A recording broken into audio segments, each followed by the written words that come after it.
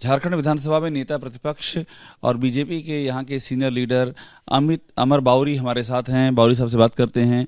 अमर जी, पहले ये बताइए मुझे कि जो अभी के हालात आपको क्या दिख रहे हैं? कल तो सब विधायकों ने कहा जो हेमंत सोरेन के साथ के हैं कि वही मुख्यमंत्री बने रहेंगे, इस्तीफे का सवाल नहीं पैदा होता है। अब क्या हालात दिख रहे हैं आपको? अब इस्तीफा मांगा किसने था यही तो पहले क्लियर हो। जो इस्तीफा मांगा किसने था या फिर इस्तीफा देने की बात उठी कहाँ से थी। नए साल में प्रवेश के साथ एक सूचना सबको मिली कि गांडे के माननीय विधायक सरफराज अहमद जी, जो स्वस्थ भी हैं, सचेतन भी हैं और एक अच्छे प्रतिनिधि के रूप में जाने जाते हैं, उन्होंने इस्तीफा दे दिया। इस्तीफा देने की वजह नहीं बताई गई और जहाँ तक हम लोगों को सूचना है, माननीय मुख्यमंत्री जी ने अपने गाड़ी में ले जाकर के आनन फानन में विधानसभा अध्यक्ष जी के यहाँ जाकर के इस्तीफा उनसे लिया। सीएम खुद लेके थे अपनी गाड़ी में? अपने गाड़ी में खुद लेकर के गए थे और वहाँ जाकर के उन्होंने इस्तीफा दिया। तो दिया, कह रहे हैं सीएम मौजूद थे जब इस्तीफा दिया? जी हाँ जी, सीएम ने इस्तीफा लिया है, सरफराज जी ने लिया है कि जबरदस्ती दिलवाया गया है। आप सीसीटीवी का जांच करवा लीजिए, देख लीजिए वहाँ पे क्या स्थिति है। तो आपको क्या लग रहा है, जबरदस्ती दिलवाया गया है? हो सकता है जबरदस्ती भी। अब कल आज मैंने अखबार में पढ़ा है कि बलिदान आपका याद रखेगा। तो बलिदान किस चीज के लिए बलिदान? अभी उसका पर्पस तो होना चाहिए ना। आपको क्या पर्पस लग रहा है? कल्पना सोरेन को सीएम बनाने की बात भी सुनाई पड़ी थी। बलिदान तो इसीलिए उनको बलि का बकरा बना दिया गया कि परिवारवाद को संरक्षित रखा जाए।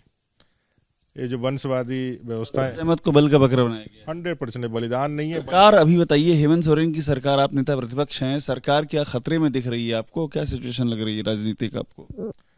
अंतरकलह तो उनके अंदर है ही है बराबर, क्योंकि ये सरकार जब से चली है तब से भ्रष्टाचार इसका मूल आधार है और भ्रष्टाचार में पैसा का लेन देन इनका बराबर होता रहता है सब लोगों से।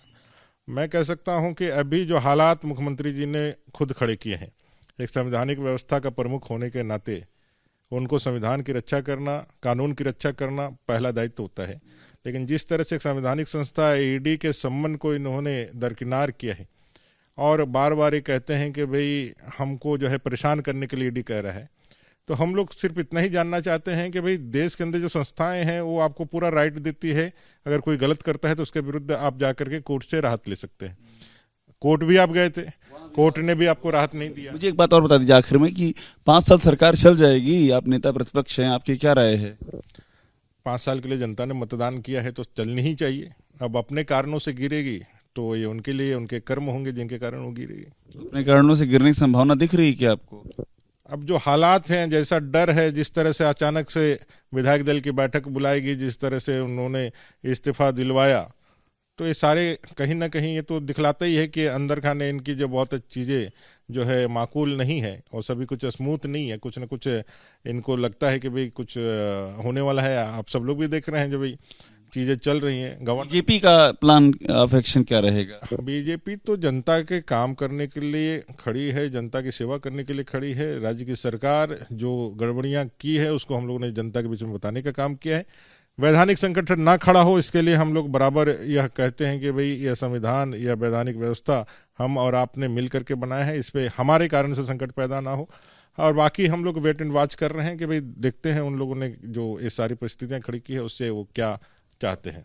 तो अमर बाउरी हैं, नेता प्रतिपक्ष, और कह रहे हैं कि अभी वेट एंड वॉच की स्थिति है। और एक बड़ी बात ये भी कह रहे हैं कि सरफराज अहमद का इस्तीफा कोई कुर्बानी नहीं है, बल्कि खुद सीएम ले गए हैं और इस्तीफा दिलवाया, उनको बल का बकरा बनाया गया है। कैमरामैन हेमंत सूद के साथ अभिषेक उपाध्याय, एबीपी न्यूज़, रांची।